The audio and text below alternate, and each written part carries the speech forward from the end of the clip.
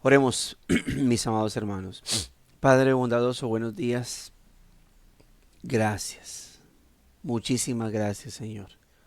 Quisiera decir infinitas, pero seres finitos no podemos ofrecer cosas infinitas. Pero decir muchas gracias por medio de Cristo, tu Hijo, nuestro Señor y Salvador, por quien podemos acercarnos delante de ti, Señor, para darte honor, honra y gloria.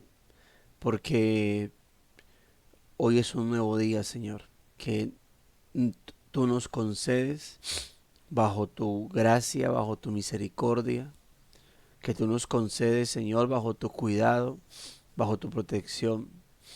Y agradecido, Señor, por haber estado ayer reunidos con nuestros hermanos, por habernos permitido ayer estar unidos con la familia de la fe, Señor, dándote alabanzas, elevando oraciones, elevando cánticos, himnos delante de tu presencia, inclinando nuestra vida delante de ti, Señor, rindiéndonos en adoración, Señor, y en oraciones penitentes donde reconocemos nuestros pecados y donde tú nos perdonaste, Señor, y no solamente eso, nos diste fuerzas, nos llenaste con tu palabra, Señor, fuimos enriquecidos, avivados, levantados, fortalecidos.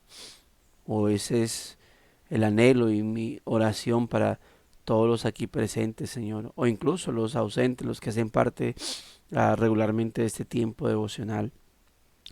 Dios, gracias. Gracias por habernos permitido ir a nuestra iglesia, regresar a casa, Señor, y fortalecernos durante el día, acostarnos a dormir, estar hoy despiertos, Señor. Y te doy gracias, incluso como ya lo mencioné, aun cuando los hermanos no vayan a estar conectados, tal vez porque hoy, especialmente en nuestro país, es festivo, Señor, y estarán descansando. Ah, Van a postergar, Señor, su tiempo devocional para más adelante. Y te doy gracias por ello, Señor. Gracias por permitirnos disfrutar de tus benevolencias, disfrutar de todas tus bendiciones, Señor. Gracias por ello. Muchas, muchas gracias. Sin embargo, también es un buen tiempo para colocarnos a cuentas contigo, Señor, eh, porque quisiéramos decir si en caso tal hemos pecado con la seguridad de que no.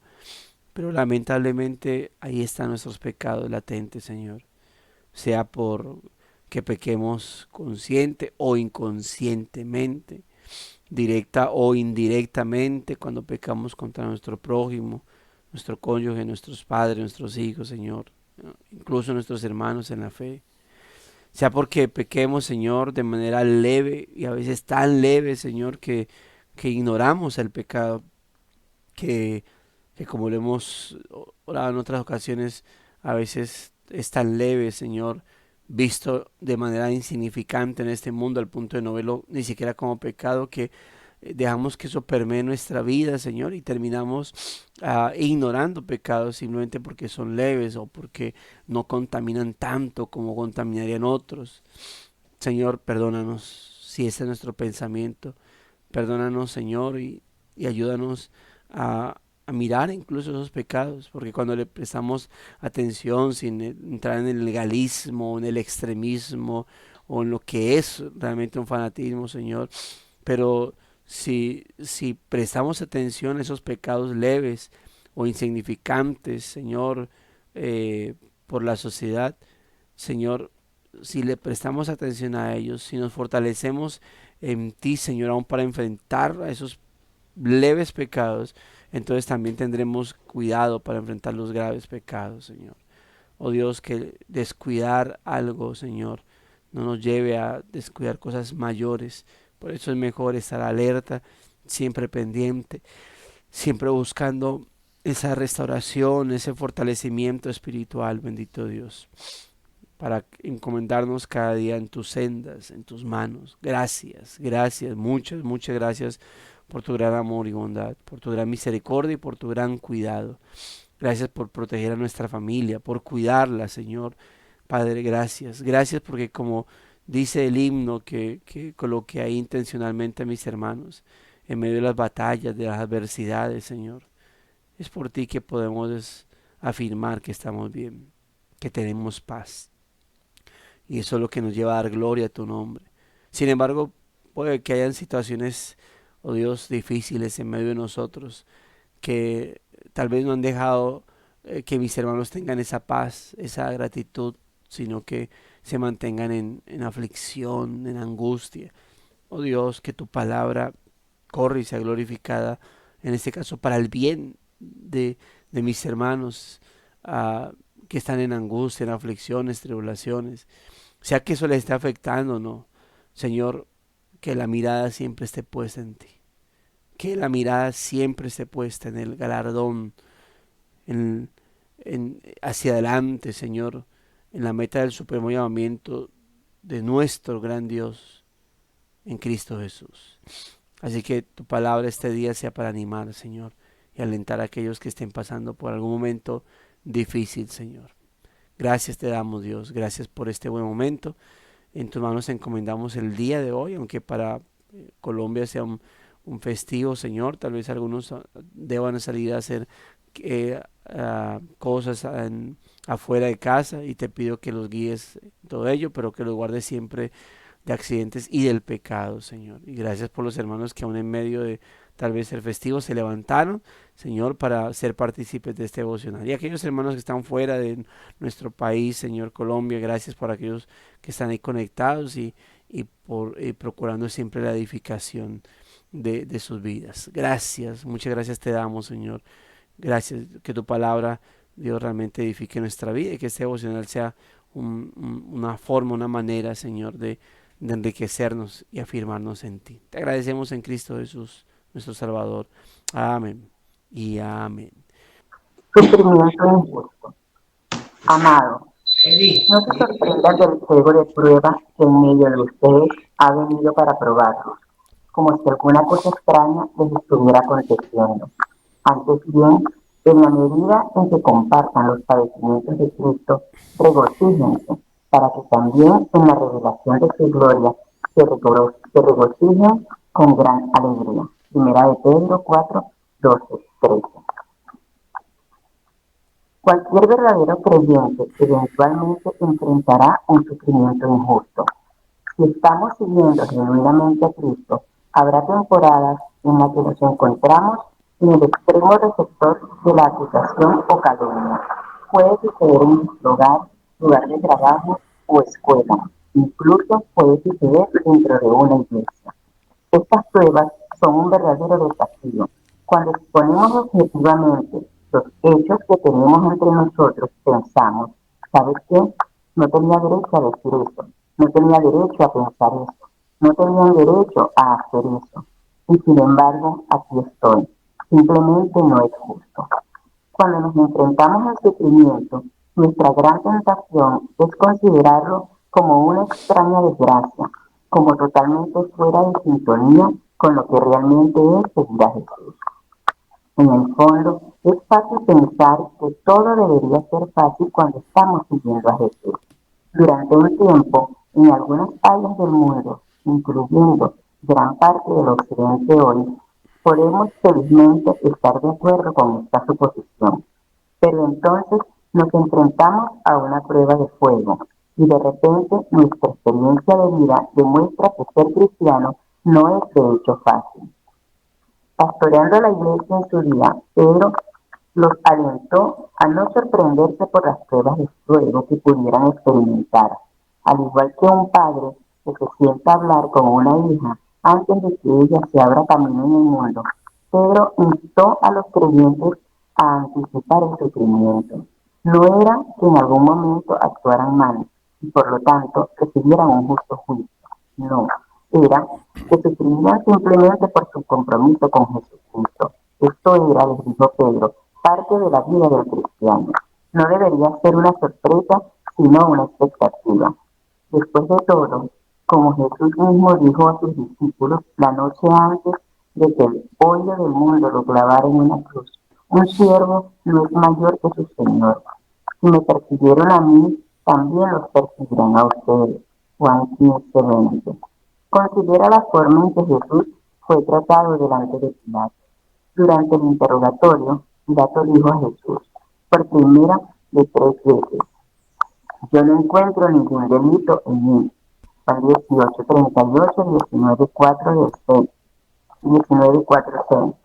Estaba convencido de que los oponentes de Jesús estaban tratando de manipular las circunstancias y confiaba en que Jesús no era culpable de las acusaciones. Pero en lugar de liberar a Jesús, Pilato lo tomó y lo azotó antes de entregarlo para ser crucificado. Cada dolor y sufrimiento que Jesús experimentó fue injusto. Cuando decidimos imitar a Cristo, estamos llamados a estar dispuestos a sufrir como Él lo hizo. Te enfrentas a una prueba de fuego hoy o tambaleas para caminar a través de una, anímate. Cuando el caminar cristiano es doloroso, estamos sufriendo a la causa de aquel que sufrió mucho más por nosotros. No estamos entregando a aquel que se entregó por nosotros. Podemos esperar con ansias el día en que las pruebas hayan pasado, cuando se haga justicia y vivamos en la gloria de nuestro Salvador para siempre. Juan 15, 18, 16, 4. Bueno, hermanos, ahí tenemos un buen devocional. No es un tema nuevo en en este grupo de devocionales, en este conjunto de devocionales. Hemos hablado muchas veces, a este servidor le ha correspondido hablar varias ocasiones acerca del sufrimiento, acerca de la adversidad, acerca de las pruebas, acerca de la angustia y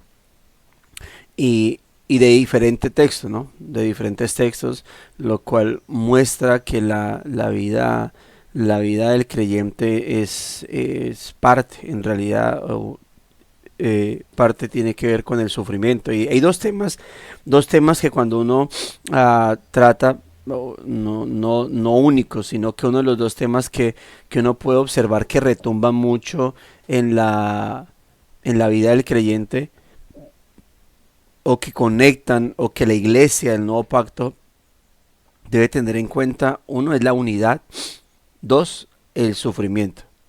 O sea, esos dos temas son parte constante de la vida del cristiano. O sea, son muy repetitivos. Reitero, no estoy hablando de los únicos dos temas, ¿no? Sino de dos temas que son repetitivos en el nuevo pacto.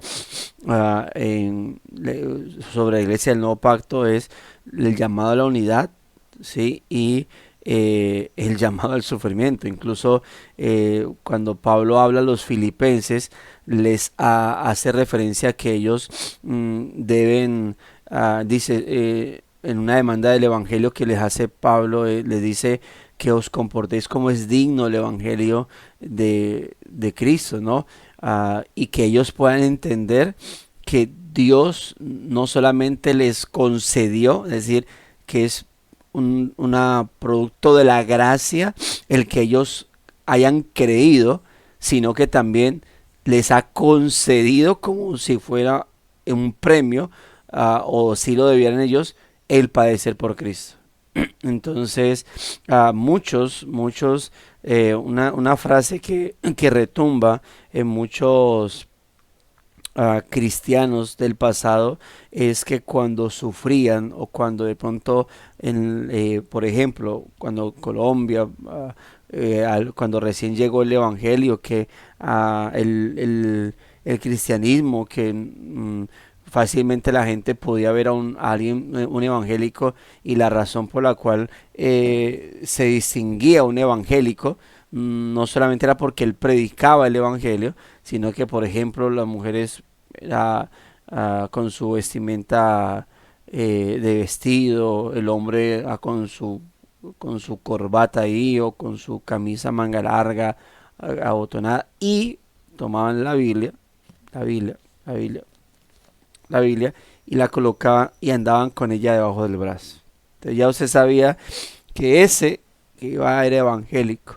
Y la gente que hacía en su religiosidad o ateísmo, pero más que todo en su religiosidad, porque pues obviamente predominaba la religión católica, llegaba y les tiraban cosas, con facilidad otro llegaba y le mandaba un manotazo, ¿sí? Y a gritarle o a maltratarlo, decirle por evangélico, cosas así por el estilo. Era la menor de los insultos. Y se registra que muchos de ellos, de estos hombres y personas que sufrían por causa de Cristo era, Señor, gracias, no merezco sufrir por tu nombre. O sea, ellos entendían que el padecimiento era por causa de Cristo. Hoy en día alguien llega a pegarle a otro por evangélico y dice, ¿qué? Yo soy manso pero no menso, y una vez eso es de tú a todo, eso ya no, ya no hay ese estado, ¿no? Esa inclinación hacia el saber que el sufrimiento es por causa de Cristo, ¿no? Pero estoy hablando dentro del contexto del cristianismo, de lo que es padecer por causa de Cristo, ¿no? No, no estoy hablando de los asuntos cotidianos de la vida, ¿no? De cuando usted tiene que lidiar con el tema del trabajo, o las injusticias, en ciertos asuntos en particular, ¿no? Estoy hablando de cuando alguien se va directamente cuando alguien lo ataca por causa del cristianismo, por causa de la fe en el Señor. Gloria a Dios, hoy en día hay mucha cosa. eh, mm, el tema de la ley para muchos asuntos y puede uno evitar ciertas cosas, ¿no? O ciertas injusticias. Pero tenga en cuenta que Pedro, perdón, está hablándole a una comunidad que mm, está empezando a padecer. No, la comunidad de los destinatarios de la primera carta todavía no están en esa etapa de Roma levantándose contra ellos, ¿sí? El imperio romano es obviamente pagano en su momento, pues bueno, sigue siéndolo, pero no estaba todavía en su furor de voy a perseguir a esos cristianos que no se quieren someter al César. ¿Sí? Ya había en algunos lugares el romanismo ya estaba atacando el imperio romano, pero a este punto, los cristianos estaban sufriendo por ser cristianos, pero sus detractores y perseguidores en este momento eran gente que creía en Dios. Y estoy hablándole de los judíos, ¿sí? Por lo menos cuando se levanta Roma en persecución, pues no creen en Dios, pero esto nos recuerda, le mencionaba ahorita el tema de los creyentes que sufrían, por ejemplo, en nuestro país. Tal vez usted, si es de otro país, tendrá presente cómo el cristianismo afectó, ¿no? O cómo golpeó fuertemente a algunos lugares en particular en su país, ¿no? Mm, pero acá pasó esto, y el asunto era que la lucha o el sufrimiento venía por parte de gente que creía en Dios. Sí, es decir, y aparece el cristianismo, y no es gente que te esté diciendo, hey, adoremos a Satanás, o adoremos a este hombre. La gente que te está diciendo, adoremos a Dios verdaderamente, y adore a Dios solamente, no a nadie más.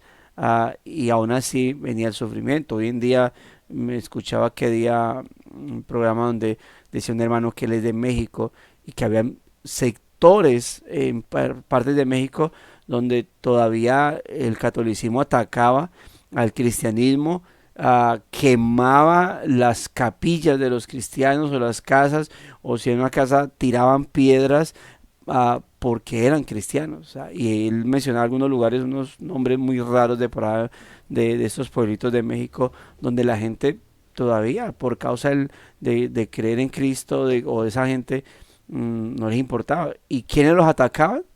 Gente que creía en Dios y que pensaba que lo que estaba haciendo pues era para defender la verdadera fe de Dios.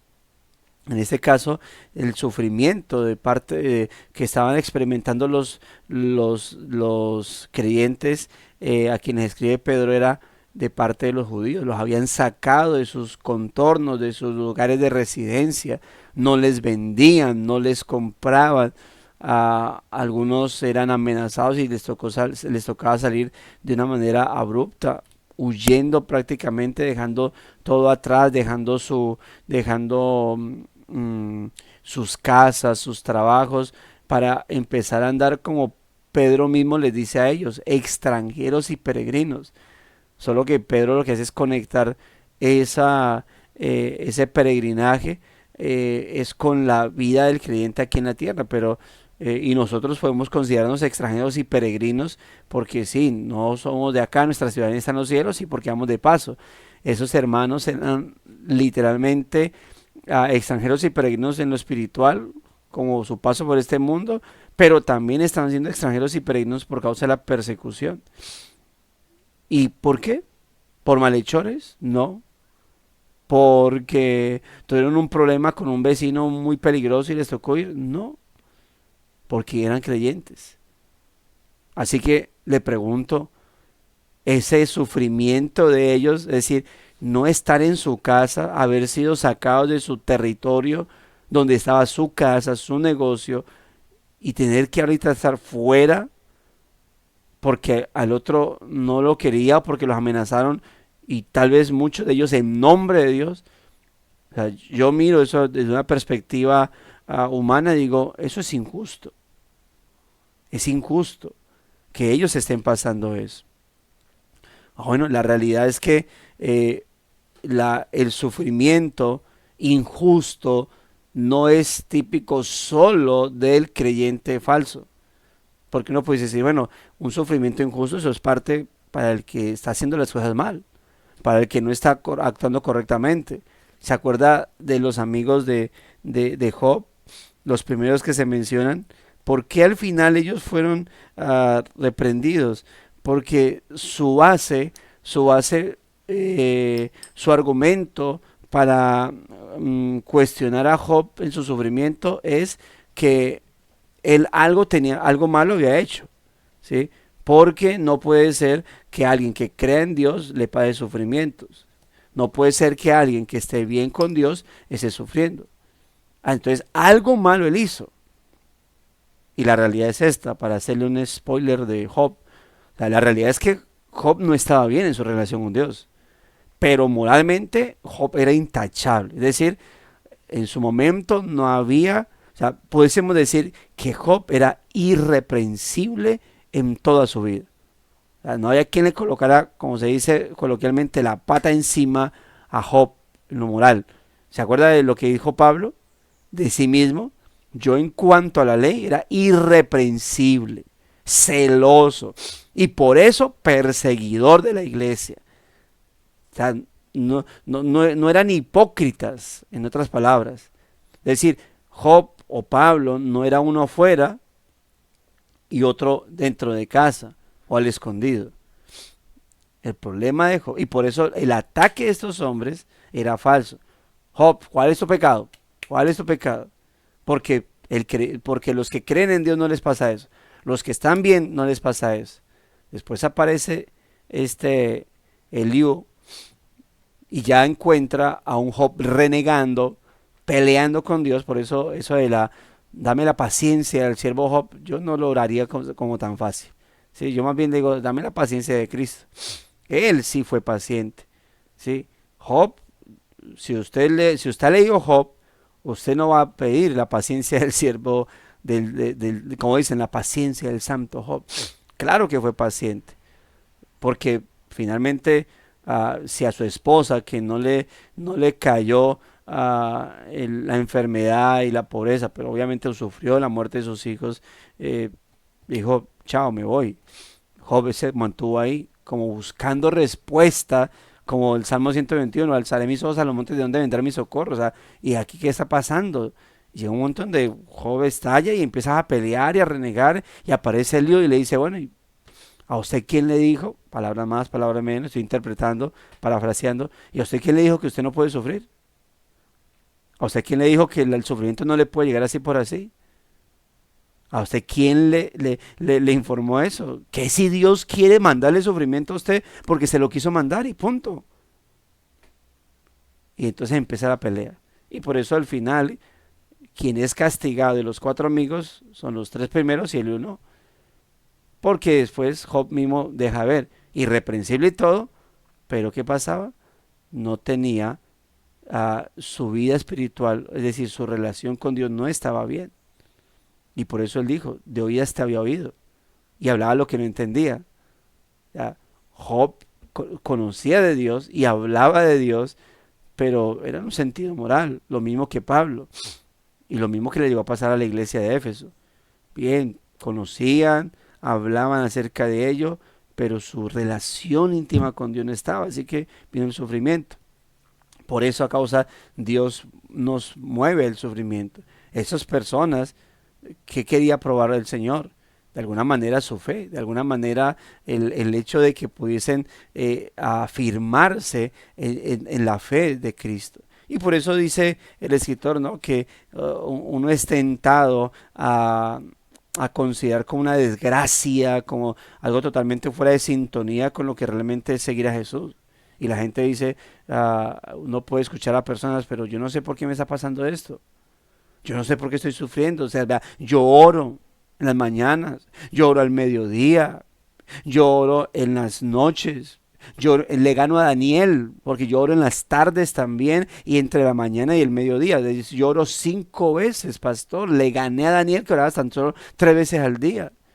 ¿Sí? Y aparte de eso le sumo la oración del desayuno, la oración del almuerzo y la oración de la comida. Bueno, para los que desayunan. Entonces dice, vea, y si eso le sumo, pues le gano más a Daniel. Yo me leo la Biblia, yo me memorizo versículos, yo canto todo el día. Yo no escucho como algunos cristianos que escuchan música mundana y todas vainas ahí. Yo solo cristiano y solo himnos, porque soy más santo que muchos, solo himnos, porque ni siquiera canté con los contemporáneos. Pongo prédicas todo el momento y estoy sufriendo. ¿A dónde se ve eso? Y entonces creen como que, hey, no tengo derecho a sufrir. Es injusto lo que me está pasando. Yo necesito que Dios examine su libro a ver qué es lo que está haciendo, porque cómo puede ser que me pase esto.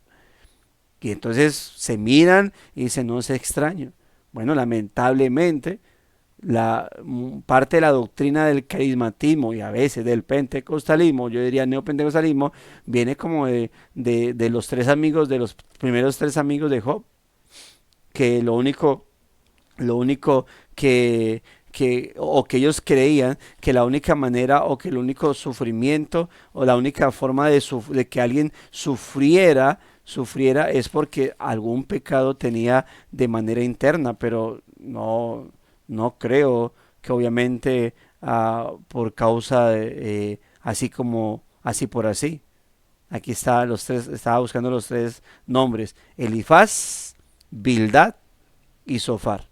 ¿Sí? Elifaz, Bildad y Sofar. Para ellos, el que sufriera porque tenía un pecado oculto.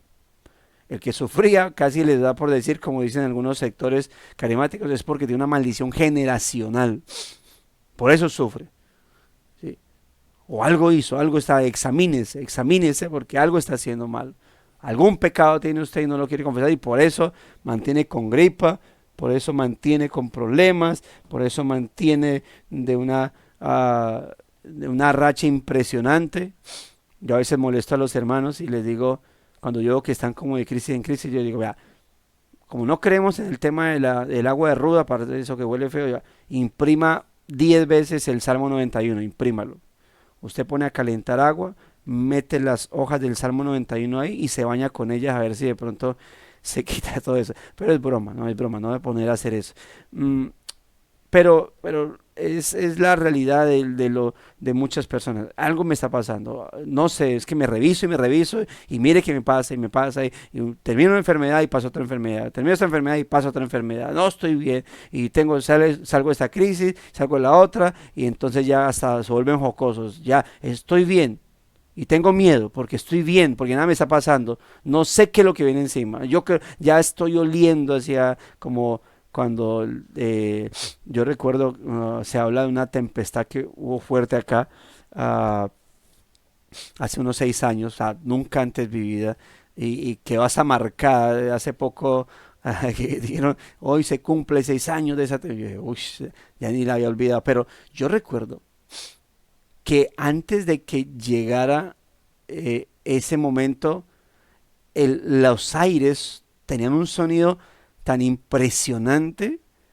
O sea, no estaba pasando nada, pero se sentía como que estaba el ventarrón y iba a bajar, pero se sentía el aire o sea, un sonido yo me imagino, yo decía, ahorita que mi hermana Chechi estaba por allá, decía, ¿cuál será el sonido que se siente cuando va llegando?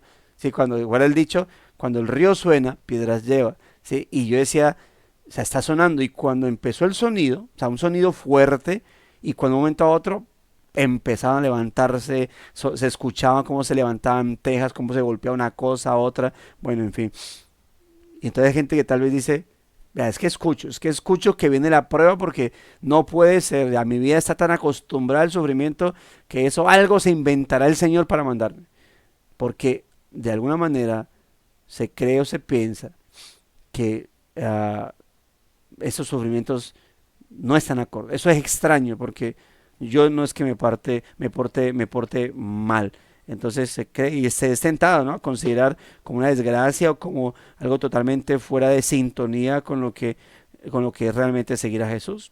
Y en el fondo, pues es fácil pensar que todo debería ser fácil cuando se está siguiendo a Jesús. Y lamentablemente, pues debido a dónde llegan las personas, a qué parte del cristianismo llegan las personas, que muchos llegan con esa idea y terminan ¿qué? Siendo como aquella semilla que cayó, no que fue sembrada, que algunos hablan de la parábola del sembrador como el sembrador cuando sembró la semilla en el camino, la sembró en pedregales, la sembró entre espinos. No, el sembrador no sembró la semilla ni en pedregales, ni en el camino, ni en espinos.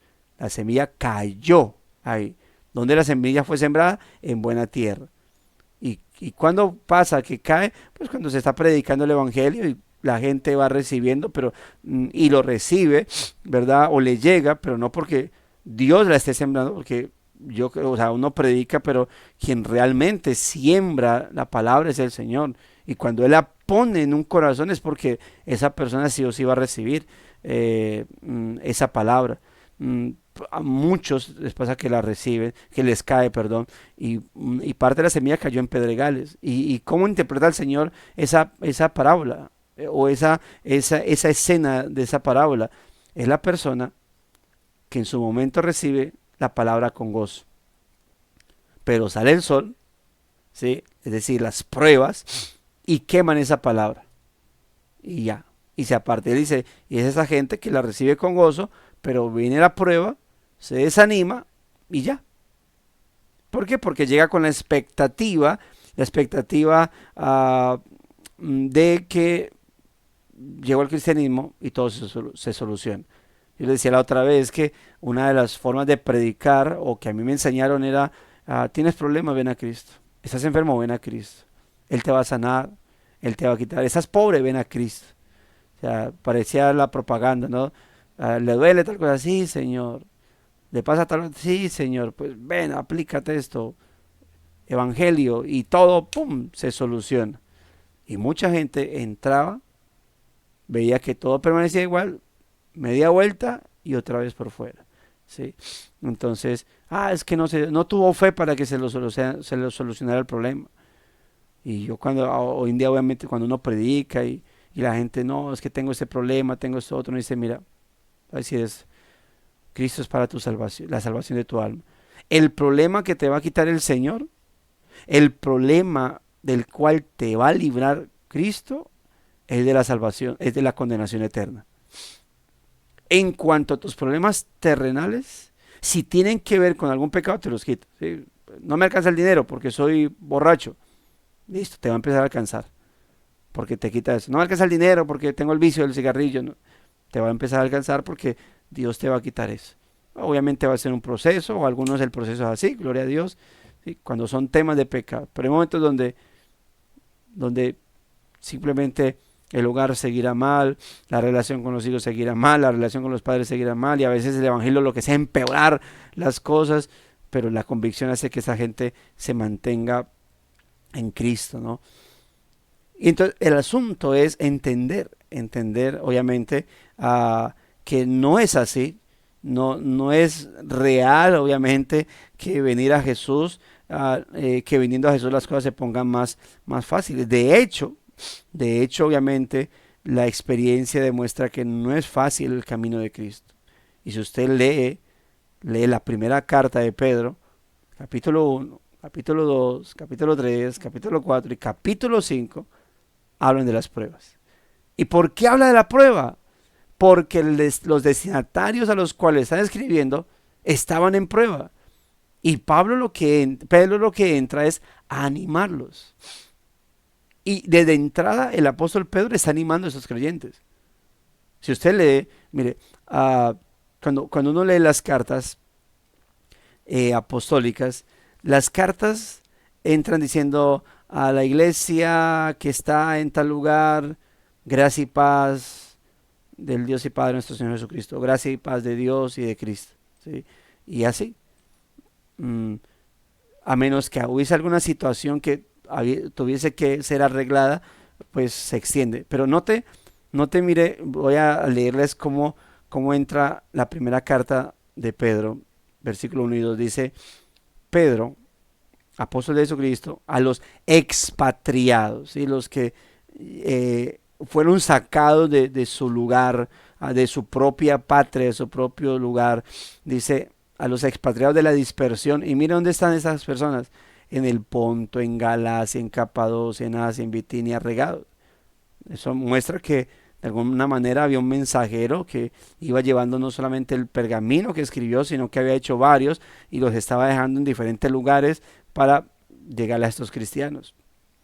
Pero note cómo los llama: elegidos según la presencia de Dios Padre en santificación del Espíritu, para obedecer y ser rociados con la sangre de Cristo. Eso es un saludo trinitario impresionante. A mí me fascina cuando los textos marcan esa Trinidad y nos lleva a descansar en nuestra creencia de la doctrina de la Trinidad. Elegidos según la presencia de Dios Padre en santificación del Espíritu, para obedecer y ser rociados con la sangre de Cristo. Gracia y paz, o sea, multiplicar. Ya. El hoy se puede decir a los expatriados, a los hermanos que están regados por el Ponto, Galacia, Capadocia, Asia y Bitinia, gracia y paz del Dios y Padre, del Señor Jesucristo. Ya, pero note cómo les dice: elegidos según la presencia de Dios Padre, santificados por el Espíritu, redimidos por la sangre de Cristo. Eso es lo que le está diciendo. O sea, ¿por qué les dice así? Es que ellos están, puede ser que ellos estén siendo tentados a decir, bueno, Dios sí está de nuestro lado. O sea, si estamos bien, o sea, fuimos sacados de nuestras casas. Piensen eso, usted está en su casa, amaneció ahí en su camita, pero esos hermanos es donde le dieron hospedaje, donde pudiesen dormir. Y si de pronto dijeran, bueno, hermanos, podemos tener los 3 días, bueno, y terminan los 3 días y a salir a buscar otro lugar y esperar que se encuentren una familia cristiana que los hospedara. Así que es muy fácil decir, uy, ¿será que yo estoy mal? ¿Será que realmente me está pasando esto? ¿Será que realmente yo no estoy bien con el Señor? Y entonces, dice, hermanos, como si le dijera, yo sé que ustedes están fuera de sus lugares, de su patria, de su tierra, que tuvieron que dejar todo por causa de Cristo, pero quiero recordarles que ustedes son elegidos de Dios, que realmente el Señor los ha santificado y que realmente ustedes han sido, y eso es porque han sido redimidos por la sangre de Cristo. Entonces, si alguien preguntara, pastor, tengo muchos problemas, ok, ¿y cuál es tu posición? O sea, ¿cómo estás con el Señor? No, estoy bien orando al Señor, pero pues estoy siendo tentado, tentada por todo lo que me está pasando. Entonces, hay gente que se me acerca a decir, ¿será que yo sí estoy en el plan de salvación? ¿No será que todo esto me pasa porque yo no soy elegido, elegida, y por eso me está pasando como que Dios diciendo, hey, hey, váyase, que usted no es de acá? Y entonces uno mira esos textos en particular. Y entonces uno empieza a indagar su vida espiritual y uno se encuentra a veces con hermanos que están bien espiritualmente. Y uno dice, mira, voy a decir eso, tú eres un elegido, elegida. Tú eres un santificado, es decir, un apartado por Dios y Dios utilizó su Santo Espíritu para ello. Tú eres un redimido sobre el cual se derramó la sangre de Cristo. Las pruebas no significan que no lo sea. Las pruebas significan simplemente que estamos en un mundo al cual no pertenecemos y por causa de estar en este mundo es que viene todo ese tipo de aflicciones. Cristo lo dijo. Y el escritor obviamente cita, ¿no?, al Señor Jesucristo. Y Cristo dio una maravillosa profecía a sus discípulos y por extensión a la iglesia. ¿Cuál es la profecía? Esta: en el mundo tendréis aflicción. Eso es una profecía. Pastor, pues usted dijo que es una gran profecía. Ah, bueno, porque le dijo, pero confiad, yo vencí al mundo. Ah, bueno, esa es la gran. Es decir, que eso no significa que el mundo esté ganando o que el diablo esté ganando, que los demonios estén ganando, porque son los que influencian este mundo. Eso significa que al final de todo hay victoria para nuestra vida. Entonces, en el mundo tendréis aflicción, pero confiad, yo he vencido al mundo. Es decir, no se desesperen, no se desesperen. Y el Señor les dijo también, en lo que es Juan capítulo 14, recuerde que desde Juan 13 hasta Juan 17, capítulo 17, todo eso que vemos desde el capítulo 13 hasta el 17, todo eso fue lo que el Señor habló en la Santa Cena, bueno, en lo que llamamos la institución de la cena, de la Santa Cena, ¿sí? Y parte de eso es una charla, y a mí me fascina que Juan haya plasmado lo que los otros evangelios no plasmaron. Se pidió la habitación para la cena, se sentaron, comieron el pan, pero y ya, o sea, fueron a comer pan y a establecer el símbolo de la Santa Cena. No, Juan nos dice que se habló y hasta al final nos dice que Cristo oró, ¿verdad? Y parte de eso es decirles, mire, el mundo los va a perseguir y una de esas palabras es esta: un siervo no es mayor que su Señor. Si me persiguieron a mí, también los perseguirán a ustedes. Él los anticipa de todo lo que va a pasar, todo lo que está ocurriendo. O sea, el sufrimiento de Cristo, si hay algún sufrimiento que es injusto, es el de Cristo. Entonces, creo que R.C. Sproul, creo que le han acuñado esta frase a él cuando hace referencia ante la pregunta ¿por qué le pasan cosas buenas? Perdón, ¿por qué le pasan cosas malas a gente buena? Dice, eso solamente ha sucedido una vez, y es a Cristo. A él le pasaron, él siendo bueno, le pasaron cosas malas. En cuanto a nosotros, ¿qué dice la Biblia? ¿Qué dice la Escritura? Como dice Lamentaciones, por sus misericordias no hemos sido consumidos.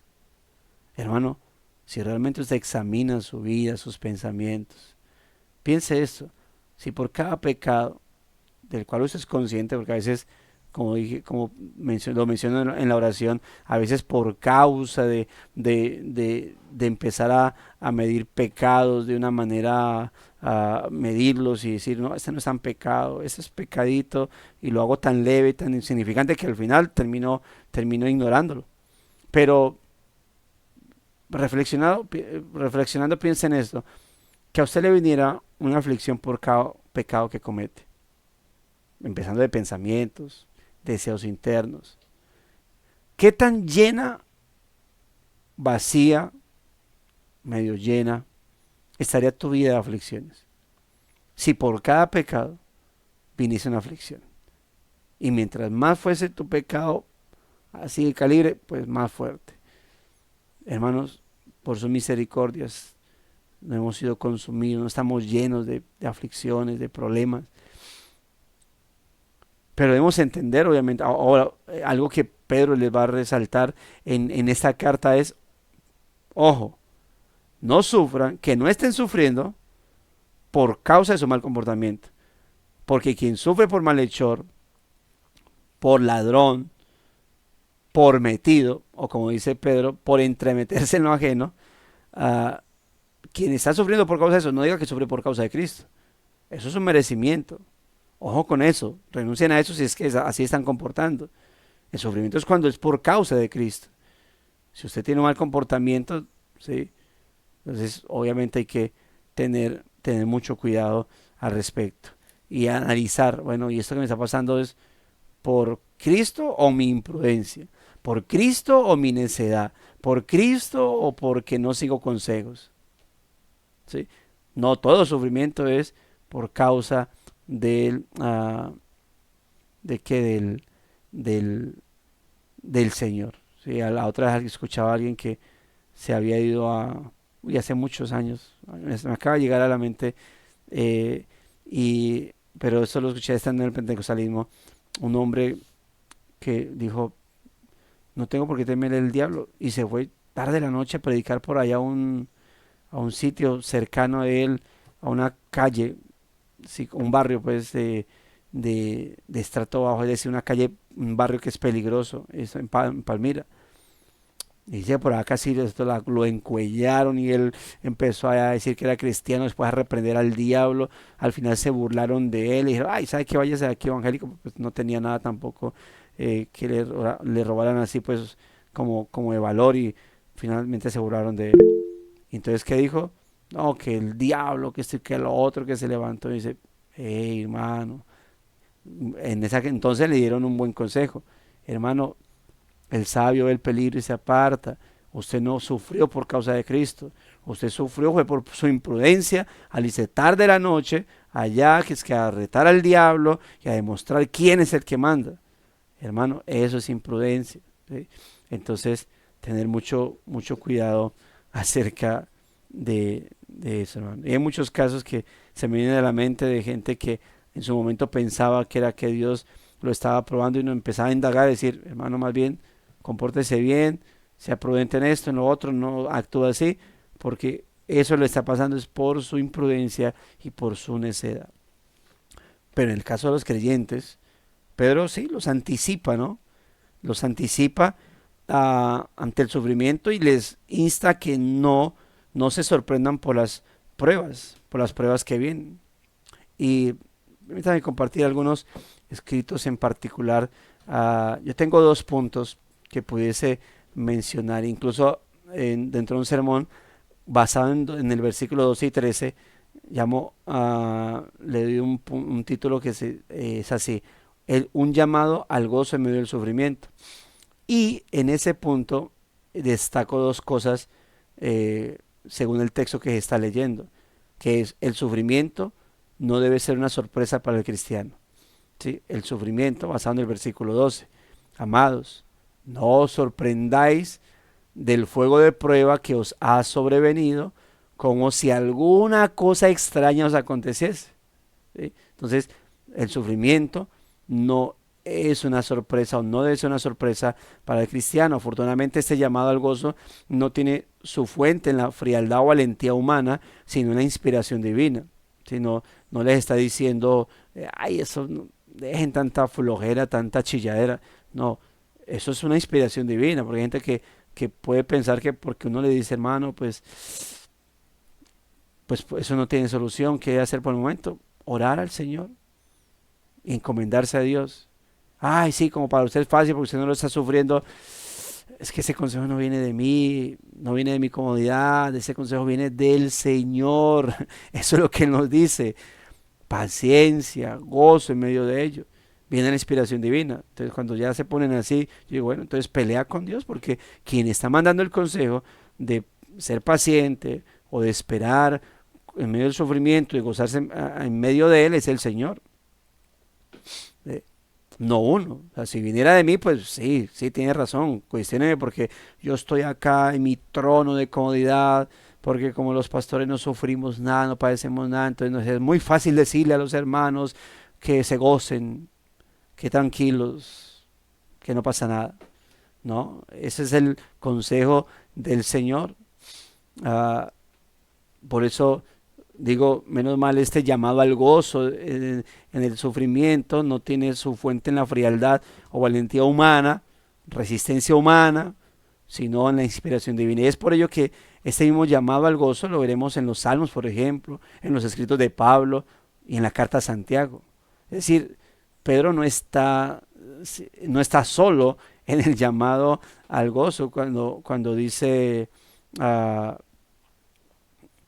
no os sorprendáis del fuego de prueba, y luego dice, sino gozaos. Gozaos por cuanto sois participantes de los padecimientos de Cristo. Entonces, no se sorprendan. Ahora, al conocer la historia de la iglesia de Cristo, desde que Cristo ascendió, sabemos que las aflicciones y las pruebas y las aflicciones, es decir, todos esos sufrimientos, son aquella porción que tiene el pueblo de Dios en común en el transcurrir de los tiempos. Henry T. Mahan dice, Dios tiene solamente un hijo sin pecado, pero ninguno sin sufrimiento. Pues aún Cristo, nuestro Señor, sufrió odio, oprobio y contradicción. Ahora, las pruebas en la vida del creyente no son por azar, tampoco son exclusivas del pecado escondido, ni mucho menos son el descuido de Dios sobre uno. Las pruebas también son parte del designio de Dios para nuestras vidas, es decir, que llegan según la voluntad de Dios para nosotros. Como dice el apóstol Pedro en el capítulo 3, llegarán si la voluntad de Dios así lo requiere. Así que cuando el apóstol Pedro dice a sus lectores, no se sorprendan del fuego de prueba que os ha sobrevenido como si alguna cosa extraña les aconteciese, lo que está indicando es que las pruebas no deben ser vistas como extrañas o inusuales para el verdadero creyente, sino que las pruebas deben ser vistas como aquello que tienen en común todos los que quieren vivir un verdadero cristianismo en el Señor. Pero junto a eso debemos entender también que las pruebas son el medio que Dios ha establecido para permear su santa iglesia, quitar las incertidumbres que el enemigo de nuestras almas en ocasiones logra sembrar en nuestras mentes. Es decir, que las aflicciones o persecuciones por parte de este mundo, uno, prueban si nuestra fe es falsa o verdadera, y si es verdadera se volverá cada día más preciosa para Dios. Dos, prueban si nuestro amor a Cristo es falso o verdadero, y si es verdadero, este amor crecerá y no será ahogado por los mares de la aflicción. Tres, prueban qué tan firme es nuestra esperanza de la vida eterna, ayudándonos a colocar nuestro interés en los tesoros celestiales y no en los placeres de esta vida. Y cuarto, prueban nuestra profesión cristiana para saber si verdaderamente estamos en la búsqueda de la gloria de Cristo o de simplemente la provisión de beneficios terrenales. Por eso las pruebas no deben ser extrañas para nosotros los cristianos, sino algo que el creyente ha de experimentar y esperar que llegue. Ahora, si estamos en bonanza, gloria a Dios, disfrútala, porque la prueba de que llega, llega. Y debemos estar firmes, aferrados a nuestro Señor. Y lo segundo es que el sufrimiento, pues, ¿por qué no debe ser extraño? Porque el sufrimiento es parte de nuestra vida en Cristo. El sufrimiento es parte de nuestra vida en Cristo. Pablo le dijo a Timoteo, enseñe que los que quieren ser piadosos en Cristo van a padecer prueba, ¿sí? Entonces van a padecer. El sufrimiento es parte de la vida, de nuestra vida en Cristo. Versículo 13, gozaos por cuanto sois participantes de los padecimientos de Cristo, para que también en la revelación de su gloria os gocéis con gran alegría. ¿Ve? Entonces, quien sufre la cruz disfruta la corona de vida. Quien sufre la cruz va a disfrutar de la corona de vida. Hermanos, eso nos llama el Señor, el texto que les cité ahorita de Filipenses 1, verso 29. A ustedes se les concedió creer en Cristo. Amén. Y padecer por Él. No. ¿Podemos omitir eso segundo? No, no se puede omitir. Es parte de la vida en el Señor, mis hermanos. Esas son las palabras exclusivas del apóstol Pedro, ¿sí? Corroborado por todos. Los que quieren vivir piadosamente en Cristo padecerán persecución. Romanos 8:17, por ejemplo, también nos dice que somos herederos de Dios y coherederos con Cristo, lo cual implica que hay cosas obviamente celestiales y eternas que Dios le ha dado a Cristo y que nos dará también a nosotros. La supremacía, la prioridad es Cristo. Él es la fuente de todas nuestras bendiciones.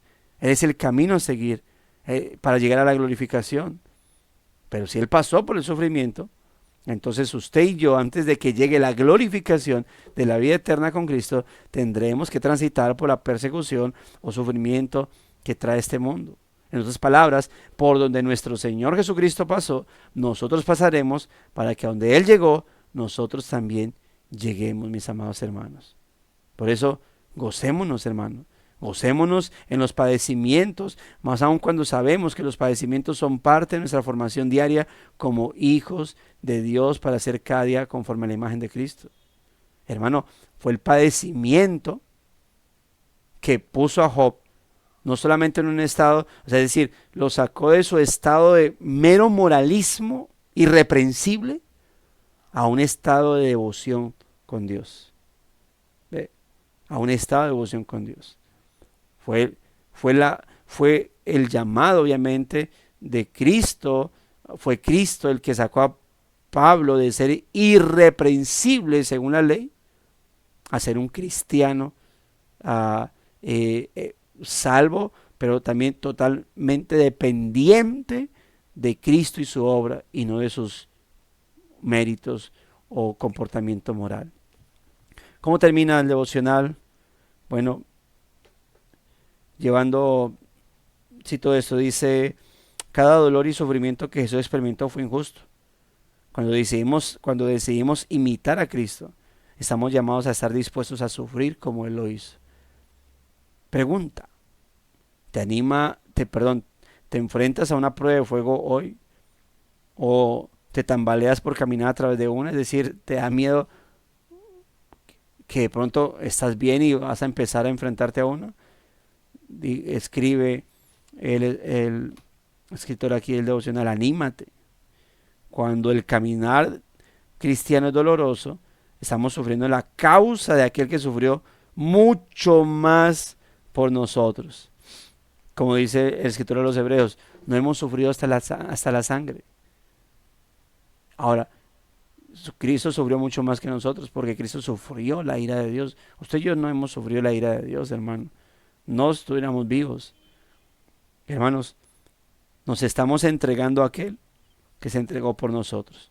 Así que podemos esperar entonces con ansias el día en que las pruebas hayan pasado, cuando se haga justicia y vivamos en la gloria de nuestro Salvador para siempre.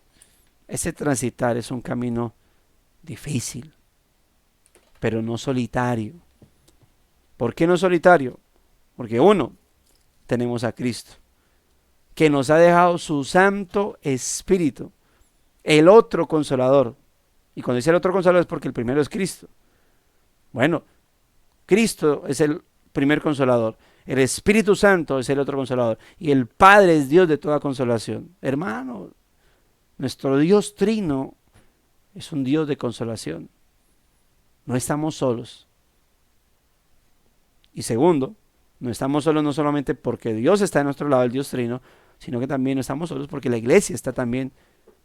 Fuimos injertados en un cuerpo, en el cuerpo de Cristo, para mantener esa compañía. Y es hacia donde debemos apuntar. Por lo tanto, eso nos llama, hermanos, a fortalecer más nuestra hermandad en Cristo, unirnos a nuestros hermanos para encontrar más apoyo, y nosotros, bueno, llamados a dar ese apoyo a nuestros hermanos. Buscamos apoyos en ellos, pero también damos apoyo a nuestros hermanos. Dicho esto, hermano, que la gracia del Señor y su Espíritu nos ayude a mantenernos firmes en Él y recordando, hermano, recordando todas estas verdades gloriosas en medio de estos tiempos de sufrimiento, de angustia, de aflicciones. No es porque tengas un pecado, aunque si es así, y tú lo sabrás, ve a la presencia del Señor. A veces, hermano, pero eso es solamente un paréntesis, porque el punto acá, el tema fue sufrimiento injusto, no cuando es por causa del pecado. En algún momento hemos hablado y podemos volver a hablar tal vez de ese tema, pero si ya es por causa del pecado, los sufrimientos por causa del pecado son consecuencias, no son pruebas que Dios nos manda para nuestra fe, son las consecuencias de nuestro pecado. Que al final, ¿qué hace Dios? Las vuelve pruebas de nuestra fe para ver si eso entonces, esa vergüenza y ese dolor ahorita por la consecuencia, ¿a dónde nos va a llevar? ¿A los pies del Señor? ¿O a enojarte de conchudo aún más y abandonar la fe cristiana? Porque no soportaste la consecuencia de tus propias acciones pecaminosas. Pero no es el tema es cuando el sufrimiento viene porque el Señor lo permite para la prueba de nuestra fe. Escribe nuestro hermano Diego: el sufrimiento es necesario para madurar y en medio de todo tenemos esperanza. Dice, cita Isaías 40:31, pero los que confían en el Señor renovarán sus fuerzas, volarán como las águilas, correrán y no se fatigarán, caminarán y no se cansarán. Y también nuestro hermano Carlos escribe: el camino del Señor está labrado con espinas y cardos, es estrecho y pedregoso. Nos preguntamos por qué es así. En este mundo, a causa de nuestra naturaleza inclinada a lo malo y la mirada acusadora de nuestro antiguo y común enemigo, debemos ser examinados para ser aprobados a medida que avanzamos para presentarnos a aquel glorioso día con vestiduras limpias y bien planchadas. El Señor nos acompaña fielmente. Él, como dice en la Escritura, Él está con nosotros hasta el fin del mundo. Dicho esto, vamos a orar, mis amados hermanos. No sé si alguien quisiera acompañarnos, aprovechar que hoy es festivo, al final, para culminar este tiempo de oración, con ese tiempo, con el tiempo de oración. Si alguien quisiera orar. Gracias, Señor, por este tiempo. A través de tu santa palabra hablas a nuestra alma, Señor, a nuestro ser en este día. Y damos gracias, Señor, porque tú eres soberano, tienes el control de todo, Padre Santo. Y queremos unirnos para darte gracias por las tribulaciones, porque es necesario que aprendamos a vivirlas, porque siempre, Señor, tú estarás con nosotros en medio de ellas, en medio de las pruebas, en medio de cada enfermedad, cada situación que alguno de mis hermanos esté pasando, Señor. Tú eres el que da consuelo a nuestras vidas. Nos fortaleces en medio del dolor, de cada situación, Señor, y aprendemos cada vez más a depender de ti, a buscar tu rostro en medio del dolor, del llanto, del sufrimiento. Cuán grande eres, mi amado Padre. Damos gracias por esa manera tan maravillosa en que tú nos haces y nos permites crecer en santidad, para darte gloria, honra y alabanza cada día. Para que aprendamos cada mañana a dar gracias a ti, a los cielos, por tu creación, porque nos permites un día más aquí en la tierra para glorificar tu nombre. Señor mío y Dios mío, bendícenos, bendice a cada uno de mis hermanos, a su familia. Guarda nuestros corazones, Señor. Guárdanos, Señor, de no entender, Señor, de no querer aceptar cada sufrimiento que nos llegue en este mundo. Y recordar siempre, en el mundo tendremos aflicciones, pero tú venciste y eres nuestro gran vencedor, Señor. Bendito y alabado sea tu nombre. Que podamos recordar en medio de estas situaciones ese texto tan maravilloso que me levanta cada día es: diga el débil, fuerte soy en ti. Y podremos, Señor, superar cada prueba, cada situación en la que estemos atravesando, con un resultado perfecto, glorificar tu nombre, Señor. Te damos honra, gloria y alabanza en esta mañana, Señor. Y Padre, permite que hoy sea un día donde podamos glorificar tu nombre, que podamos tener un espacio en Colombia en el día festivo para sentarnos y mirar tu creación y tu hermosura, Señor. Gracias, Padre, gracias, Hijo, y gracias, Espíritu Santo. Amén. Amén. Y amén. Muchas gracias.